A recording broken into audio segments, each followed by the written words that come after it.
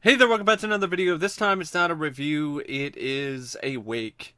It's a celebration of life and of the career of a legendary actor, and by all accounts, from everything that I've heard, a legendary man, and someone that will definitely be missed, and someone that left a undeniable and remarkable mark on cinematic history. And that man is Rutger Hauer, who passed away today at the age of 75 after a short illness that he was apparently dealing with. And this was a surprise to me. And I never met the man personally, but he was one of those actors like Robin Williams that I definitely did grow up with. I am a big fan of Rutger Hauer. I think he is an incredibly underrated actor, or was. He had this innate ability to be a chameleon in a way that you don't see as much of nowadays. He always added something unique to his films.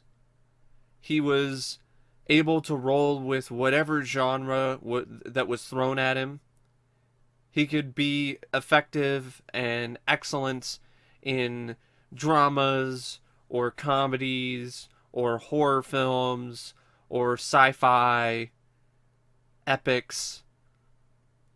He could work well within the frame of television. He had so many facets.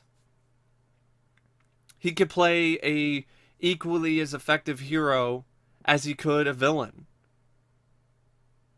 And you just don't see very many actors like that nowadays who can say or can show in their filmography proof that they can pull that off.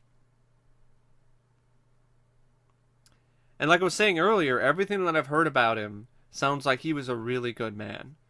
Like he wasn't one of those actors who was an asshole. He appreciated his fans. A lot of people who knew him personally had pretty much nothing but good things to say about him.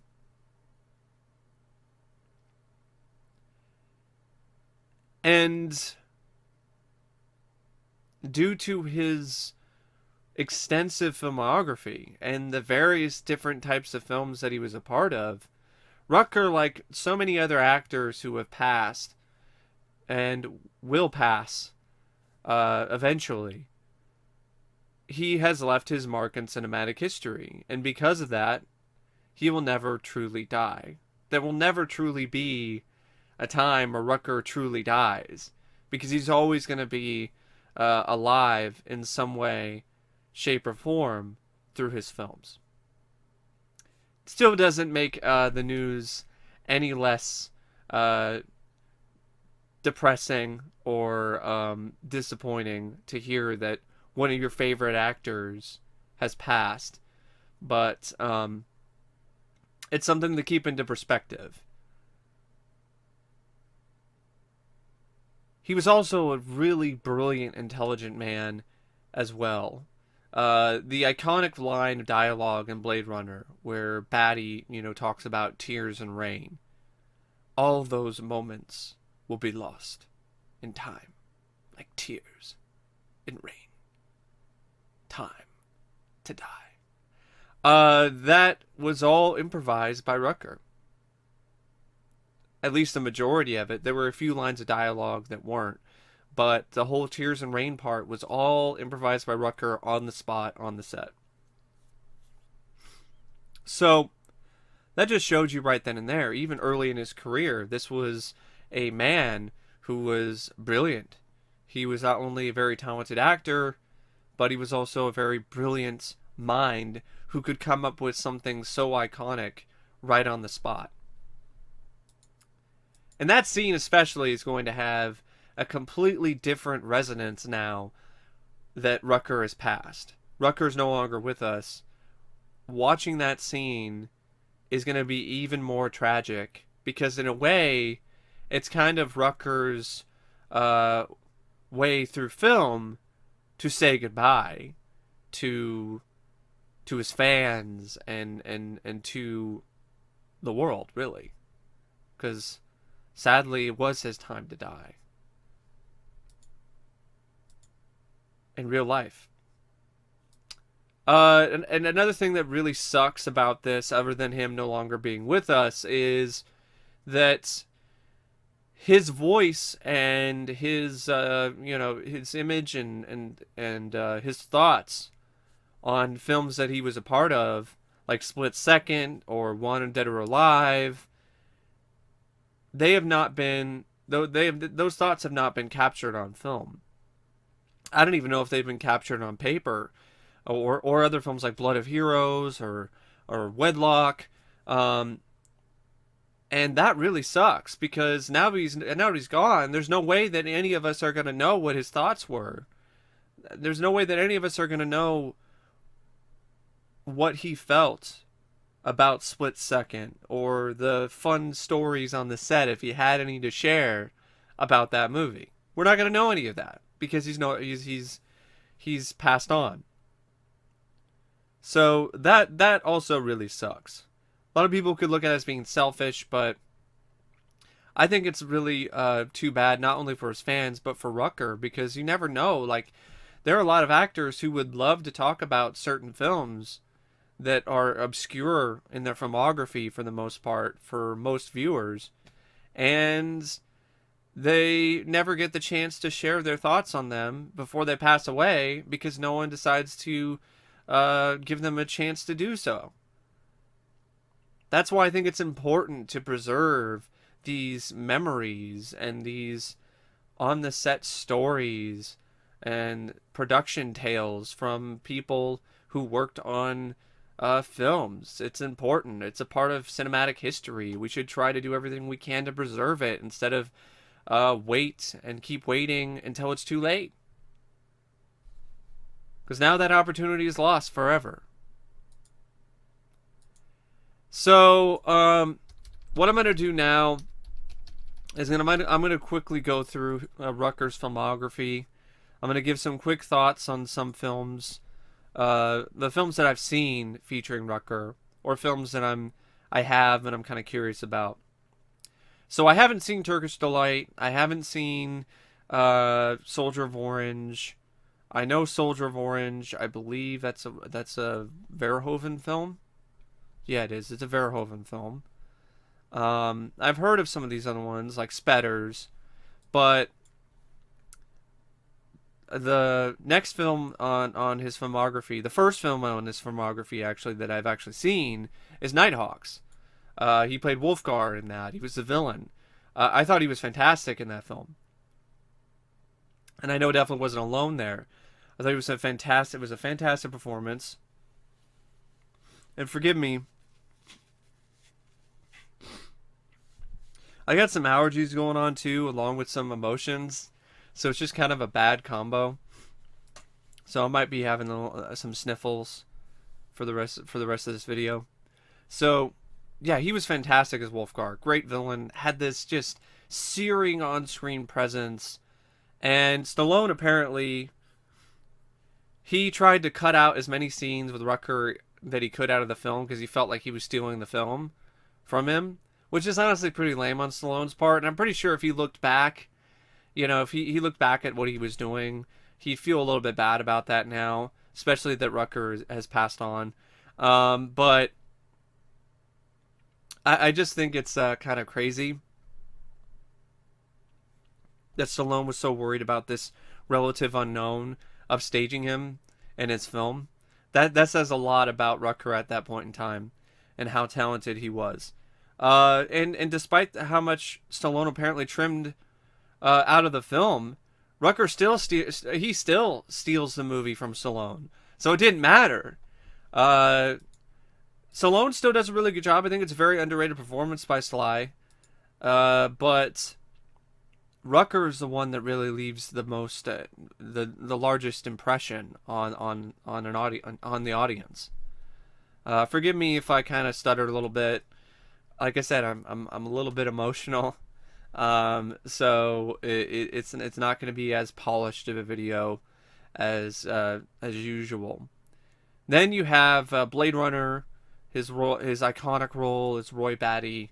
Definitely going to go down as one of his finest performances. Definitely one of his most memorable. Uh, he made that film in a lot of ways. Really, like Roy Batty is one of the most engaging character in a lot of ways, and a most captivating character in Blade Runner. And Rutger really did elevate that film to a whole nother level with his performance, and of course with his improvisation, because that Tears and Rain speech was all him. The Irishman Weekend, I haven't seen it. I know it's the last film by Sam Peckinpah. I have it on DVD. One of these days I might check it out in honor of Rutger. Then you have A Breed Apart, which I also haven't seen, but I'm kind of curious about. Uh, Eureka, which I think that's a film that's like about. Yeah, it's got Gene Hackman in it. Rutger Hauer has a role in it. It's about like I think a guy who invents some things or something.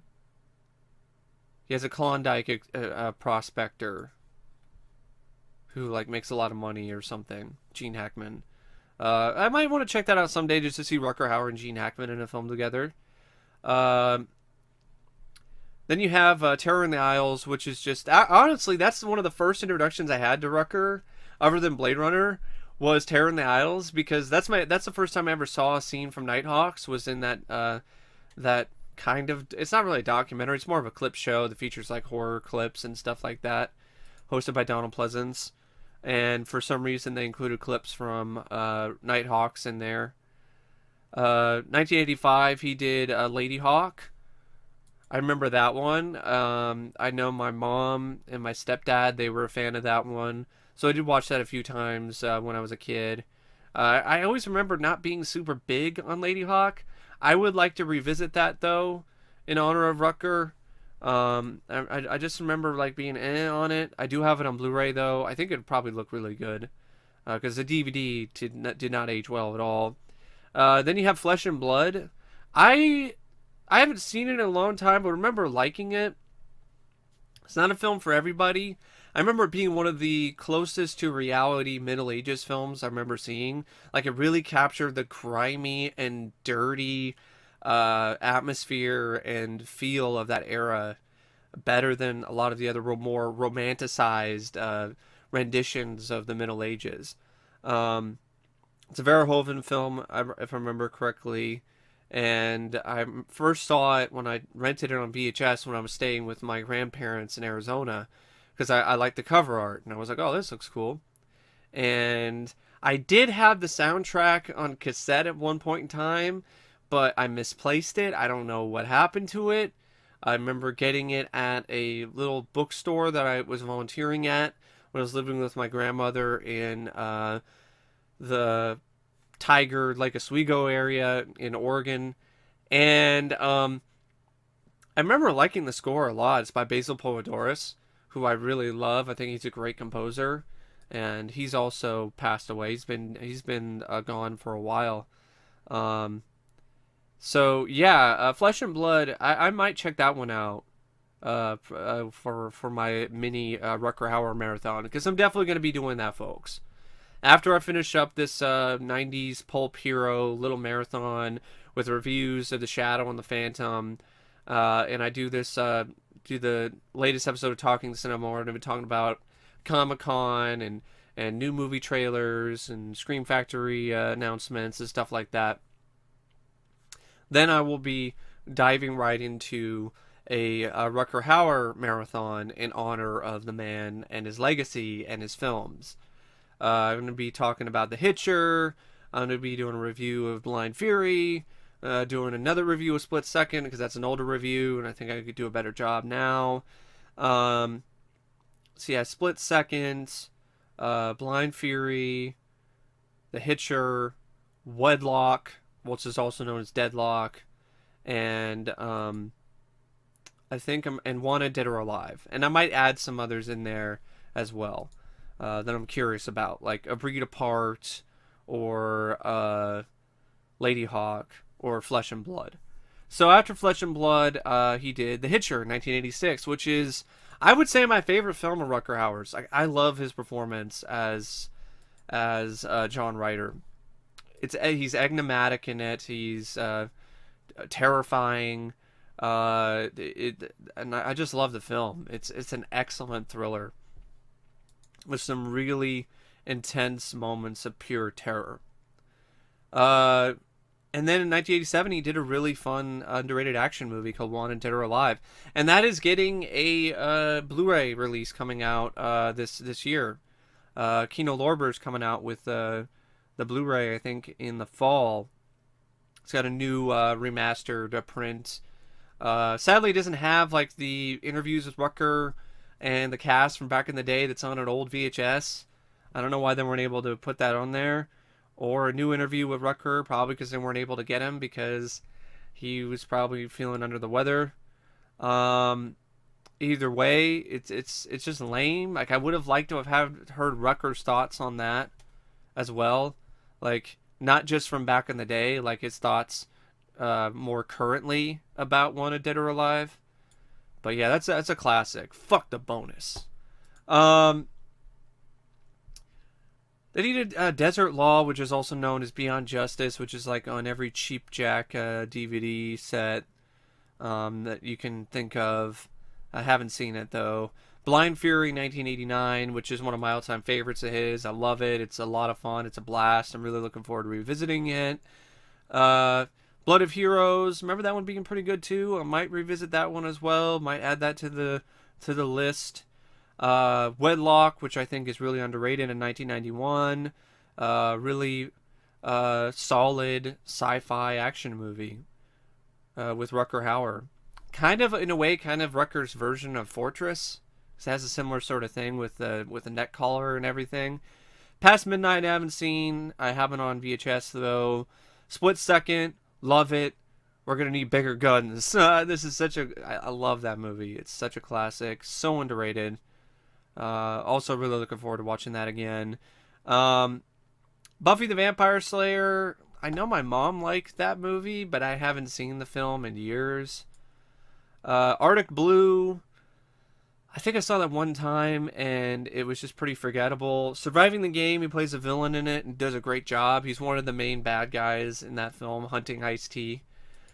He's a joy to watch in that. Then there's other ones that he's in that I've never seen, like... Excuse me, like Blood of Innocent or Mr. Stitch. Crossworlds I saw one time a while ago. I thought that was alright. He's done some TV work as well. Blindside, Voyage, which I saw, which I was not really big on. Fatherland, which I'm honestly really curious about.